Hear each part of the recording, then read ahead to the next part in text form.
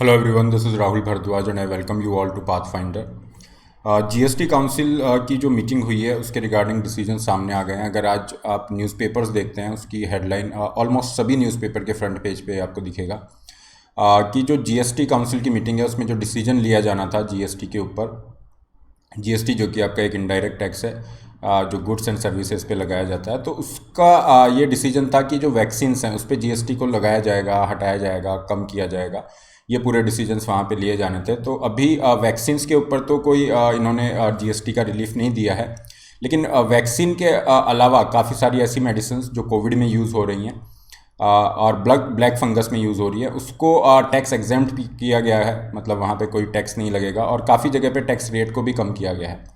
और कुल मिला के अगर हम देखें काफ़ी सारी कोविड रिलेटेड आपकी जो सप्लाईज़ हैं उसको काफ़ी सस्ता किया गया है, क्योंकि वहाँ पे जीएसटी रेट कम हो गई।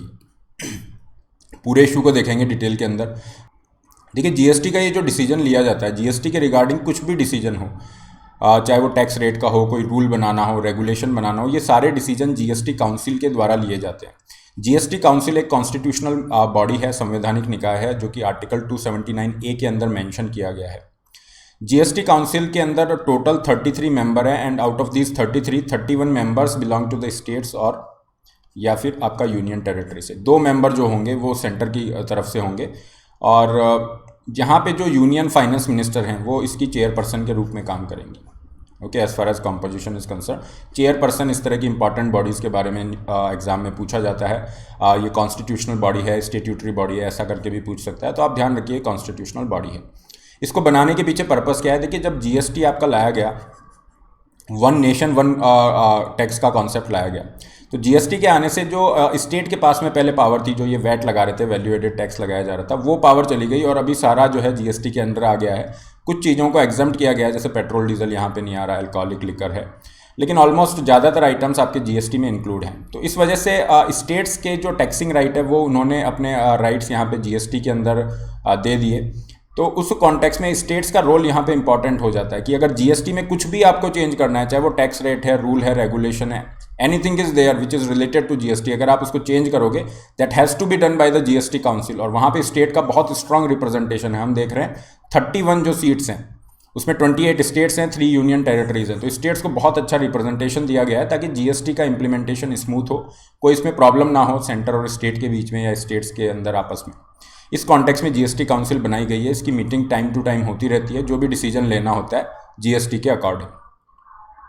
अब यहाँ पे जो आपकी मीटिंग हुई थी, लास्ट मंथ भी मीटिंग रही थी, लेकिन वहाँ पे कोई डिसीजन नहीं हो पाया था, है ना, वैक्सीन के ऊपर कि वैक्सीन से जीएसटी हटाना चाहिए एटसेट्रा, और इस वजह से आपकी ये मीटिंग वापस हुई है। और यहाँ पे जो सबसे इंपॉर्टेंट डिसीजन लिया गया है वो ये है कि जो टैक्स आपका लग रहा है, मेजर जो क्रिटिकल ड्रग्स हैं, स्पेशली कोविड-19 की ड्रग है, दैट इज़ टॉसिलीजुमाब। टॉसिलीजुमाब एक तरह की मोनोक्लोनल एंटीबॉडी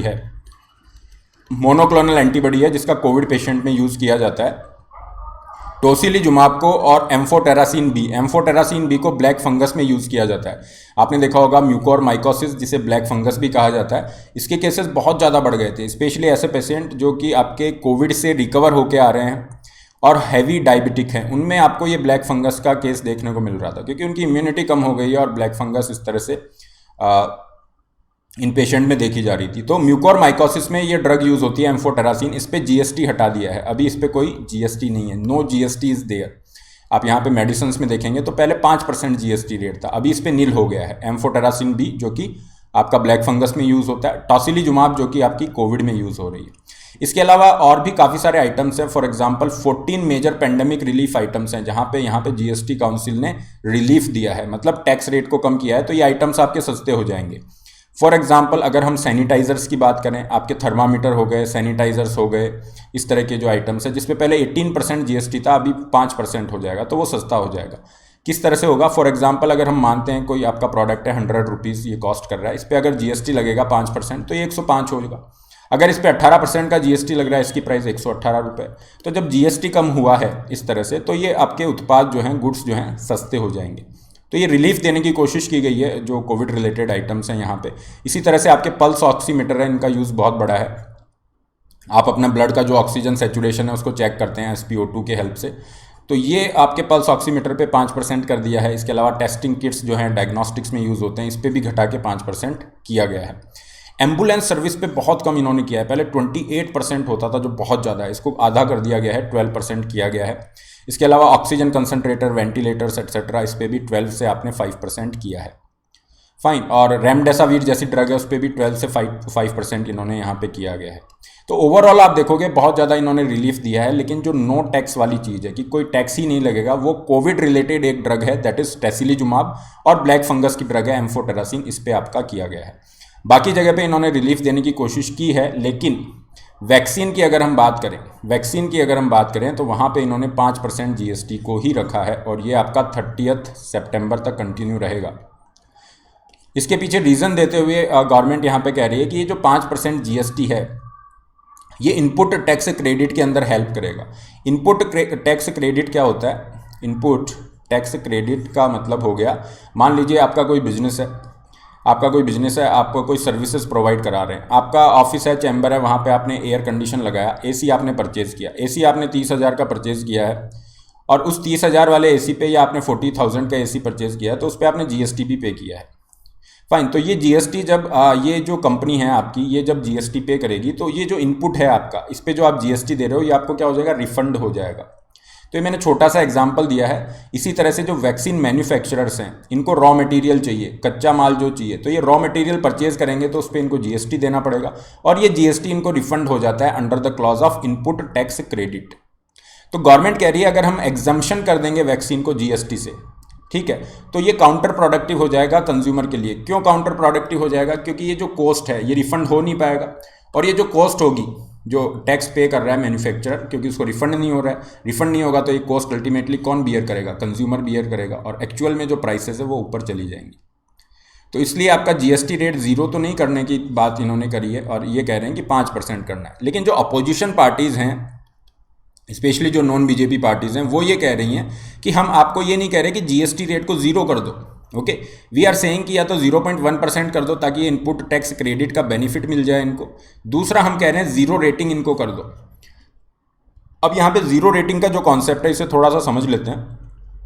देखिए, जीरो रेटिंग सप्लाईज ऐसी सप्लाई होती हैं जिसके अंदर ये अलग है ना, एक तो आपका GST ज़ीरो हो गया, और एक वो सप्लाई ज़ीरो रेटेड हो गई, दोनों में फ़र्क है। अगर आप कहोगे GST जीरो है तो उस फाइनल प्रोडक्ट पे GST जीरो है, फाइनल जो प्रोडक्ट है उसके ऊपर ज़ीरो आपका GST लग रहा है।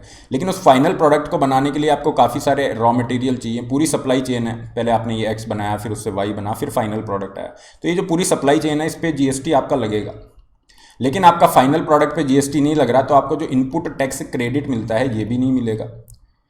तो यहाँ पे कॉन्सेप्ट आता है zero rated supply. Zero rated supply क्या करती है? पूरी की पूरी वैल्यू चेन जो सप्लाई कर रही है उसको एग्जम्प्ट कर देती है टैक्स से। यहाँ पे भी टैक्स नहीं लगेगा, कहीं पे कोई टैक्स आपका नहीं लग रहा है, और आपको ये इनपुट टैक्स क्रेडिट का बेनिफिट भी मिल जाएगा। क्लियर? तो इसको अभी अलाउ करने के लिए कुछ अमेंडमेंट करने पड़ेंगे। एट प्रेजेंट ये आपका केवल स्पेशल इकोनॉमिक जोन्स जो एक्सपोर्ट प्रोडक्ट होते हैं उसके ऊपर आपका अलाउ किया जा रहा है, और इसीलिए अपोजिशन पार्टीज़ यहाँ पे कह रही हैं कि आप इसको जीरो रेटिंग में इंक्लूड कर दीजिए, ताकि ये इनपुट टैक्स क्रेडिट का जो आप रीज़न दे रहे हैं ये भी यहाँ पे अप्लाई नहीं होगा। फाइन, इनपुट टैक्स क्रेडिट वाली जो कॉस्ट है वो कंज्यूमर को बियर नहीं करनी पड़ेगी। और इसी को हालांकि ये जो है आर्ग्यूमेंट्स सेंटर ने इसके ऊपर कहा कि हम जो है 5% के साथ ही कंटिन्यू जाएंगे, 5% GST ही हम रखेंगे। रीजंस इसके काफ़ी सारे दिए गए, और इसमें सबसे बड़ा अभी जो चेंज है वो जो देखने को आपको मिलेगा that is from centre, union government की जो वैक्सीनेशन पॉलिसी है वहाँ पे। देखिए, वैक्सीनेशन जो पॉलिसी है यूनियन गवर्नमेंट की, उसके अंदर पहले क्या था? पहले था 50-50, मतलब जितने भी वैक्सीन बन रहे हैं, मैन्युफैक्चरर बना रहे हैं, तो 50% आपका सेंट्रल गवर्नमेंट उनको खरीदेगी और फिर उसको फ्री सप्लाई करेगी, है ना, सभी को फ्री लगाएगी जो भी है 50%। बाकी 50% में आपके प्राइवेट हॉस्पिटल्स हैं, ये सब हैं, स्टेट गवर्नमेंट्स हैं, वो भी लेंगे। अभी गवर्नमेंट ने वैक्सीनेशन पॉलिसी को चेंज किया है, ये 50-50 वाला अब क्या हो गया? अभी 75-25 है। तो सेंट्रल गवर्नमेंट जितना भी वैक्सीन मैन्युफैक्चरिंग आपकी हो रही है उसमें से 75% को परचेज करेगी और फ्री ऑफ कॉस्ट अवेलेबल कराएगी। आप सभी को फ्री ऑफ कॉस्ट ये वैक्सीन दिए जाएंगे। तो अगर आप स्टेटमेंट पढ़ते हैं फाइनेंस मिनिस्टर का, please have a look, vaccines, whatever vaccine the centre is buying it will pay GST। तो सेंट्रल गवर्नमेंट कह रही है ये 75% वैक्सीन हम बाई कर रहे हैं, GST हम पे करेंगे, हम लोगों को फ्री में अवेलेबल करा रहे हैं, तो लोगों को तो पे ही नहीं करना है GST, आप क्यों परेशान हो रहे हैं? Clear, she is basically saying that centre government will pay the GST ना, क्योंकि 75% of the total number of vaccine ये सेंट्रल गवर्नमेंट खरीदेगी और आपको तो फ्री ऑफ कॉस्ट दिया जाएगा। और जितने भी गवर्नमेंट हॉस्पिटल है जहाँ पे भी आपको लगाना है वो फ्री आपका वैक्सीन लगेगा, and that's why they will not face any GST impact. तो हमने ये जो 5% आपका रखा है इसको हमने इसलिए रिवाइज नहीं किया है, क्यों? क्योंकि एक्चुअल में आपको तो फ्री में वैक्सीन मिल रहा है, आपको तो कुछ पेमेंट करना ही नहीं है। इस कॉन्टेक्स्ट के अंदर यहाँ पे ये कहा गया है। So this is all, okay, this is all regarding the decisions. और इसीलिए यही वजह थी कि जो वैक्सीन्स हैं आपके, इसके ऊपर 5% के साथ सेंट्रल गवर्नमेंट कंटिन्यू कर रही है, और इस पूरे इशू को इस तरह से देखा गया। और बहुत अच्छा यहाँ पे ये वेलकम स्टेप है कि जो बाकी सारे जो सप्लाईज़ हैं, कोविड रिलेटेड जो सप्लाईज़ हैं, वहाँ पे आपने रिलैक्सेशंस दिए हैं। ये टेलीग्राम ग्रुप है, इस पर आप मुझसे जुड़ सकते हैं। PDF of the session will be available here. Unacademy के साथ आप जुड़ सकते हैं, सब्सक्रिप्शन का लिंक डिस्क्रिप्शन बॉक्स में है। ये प्लान है, use the code RBLive to get 10% off. 16 जून से आपका नया बैच स्टार्ट है। ये आइकॉनिक के कुछ बेनिफिट हैं, ये फी स्ट्रक्चर है, ये नया बैच स्टार्ट है, इस पर भी आप जा सकते हो, जहाँ पे पर्सनल मेंटरिंग रहेगी। लोन फैसिलिटी का लिंक है, 20 बुक्स आपको सब्सक्रिप्शन के साथ फ्री ऑफ कॉस्ट दी जाएंगी। ओनली ऑप्शनल के लिए अगर आप जा रहे हैं तो ये आप इस तरह से जा सकते हैं, फी स्ट्रक्चर यहाँ पे है। कॉम्बो का ये ऑफर बहुत अच्छा है, जिसमें आपको 35% तक डिस्काउंट दिया जाएगा। फॉर एग्जांपल 1 ईयर का प्राइस है 77,000 से 57,000 पे ये आ गया है।